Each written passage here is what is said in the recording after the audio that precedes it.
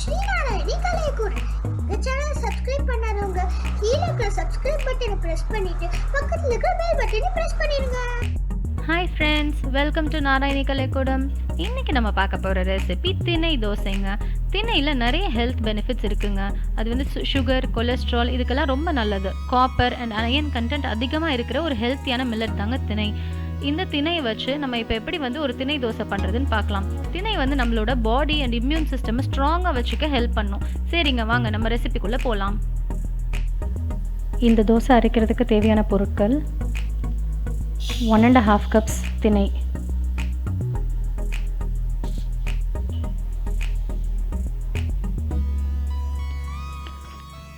1/2 cup அரிசி.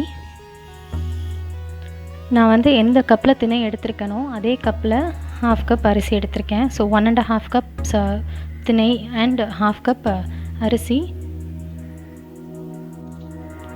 அதே கப்பில் 1/2 கப் உளுந்து,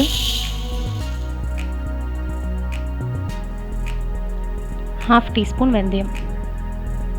இது எல்லாத்தையும் இப்போ நம்ம வந்து 3 தடவை நல்லா வாஷ் பண்ணிவிட்டு ஒரு 2 to 3 hours ஊற வைக்க போகிறோம்.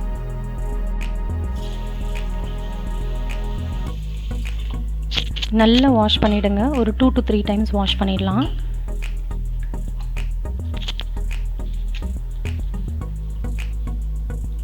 நல்லா இதை வாஷ் பண்ணிவிட்டு இதை வந்து ஒரு 2 to 3 hours வந்து ஊற வச்சிடலாம். இதே மாதிரி நான் உளுந்தையும் வாஷ் பண்ணி எடுத்துக்க போகிறேன் 3 டைம்ஸு.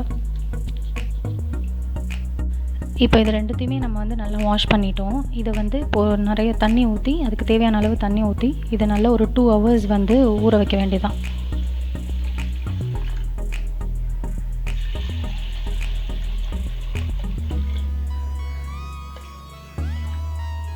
இது ஒரு 2 hours ஊறட்டும். ஊறினதுக்கப்புறம் நம்ம மாவு அரைச்சி அதை வந்து ஃபர்மெண்ட் பண்ணணும்.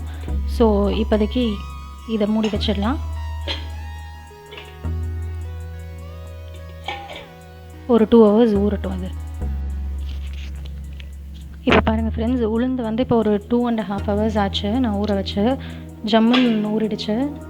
இது பாருங்கள், நல்லா ஜம்முன்னு ஊறிடுச்சு. ஸோ அதே மாதிரி இந்த திணையும் நல்லா ஊறிடுச்சு. ஸோ இப்போ இதை வந்து நம்ம அரைச்சி மிக்சியில் போட்டு அரைச்சி எடுத்துக்கலாம். இது வந்து கிரைண்டரில் அரைச்சா இன்னுமே சாஃப்டாக ஃப்ளஃபியாக இருக்கும். கிரைண்டரில் இப்போ அரைக்கிறதுக்கு எனக்கு டைம் இல்லாததுனால, கொஞ்சமாக வேறு இருக்கிறதுனால நான் வந்து மிக்சியிலே இப்போ அரைச்சி உங்களுக்கு காட்டுறேன். பாருங்கள், உளுந்து வந்து நல்லா இப்போது அரைச்சாச்சு. இப்போ அடுத்து நம்ம வந்து அரிசியும் அந்த திணையும் சேர்த்துருக்கோம் இல்லையா, ஸோ அதையும் அரைச்சிடலாம் இதே மாதிரி. இப்போ பாருங்கள், நம்ம அந்த திணை மாவு அண்ட் அந்த உளுந்து மாவு ரெண்டுமே வந்து அரைச்சாச்சு.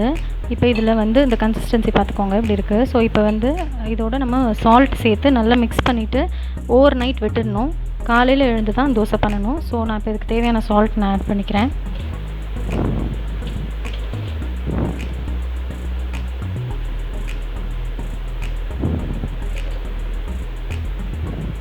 ஸோ இப்போ இதை நல்லா மிக்ஸ் பண்ணி விட்டுட்டு மூடி வச்சிட வேண்டியதான். நாளைக்கு மார்னிங் எழுந்து அது வந்து பொங்கி வந்திருக்கும். அந்த ஸ்டேஜில் எடுத்து தோசை பண்ணிக்கலாம்.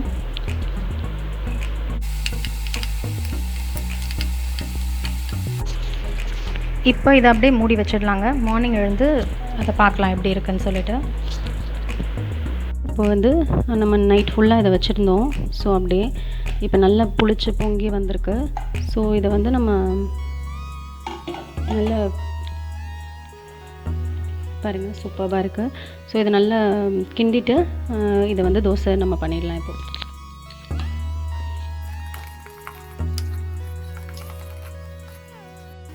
பாருங்கள் ஃப்ரெண்ட்ஸ், இப்போ நம்ம வந்து தோசை ஊற்றிடலாம்.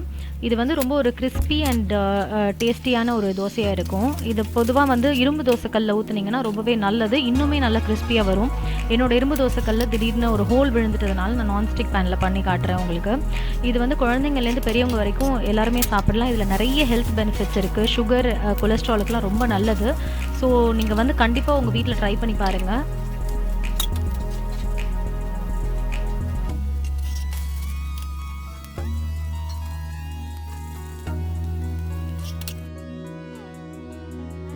பார்த்தீங்களா ஃப்ரெண்ட்ஸ், ஒரு ரொம்ப கிறிஸ்பியான ஒரு பார்க்கவே யம்மியாக இருக்கக்கூடிய ஒரு தோசை, திணை தோசை ரெடி ஆகிடுச்சு.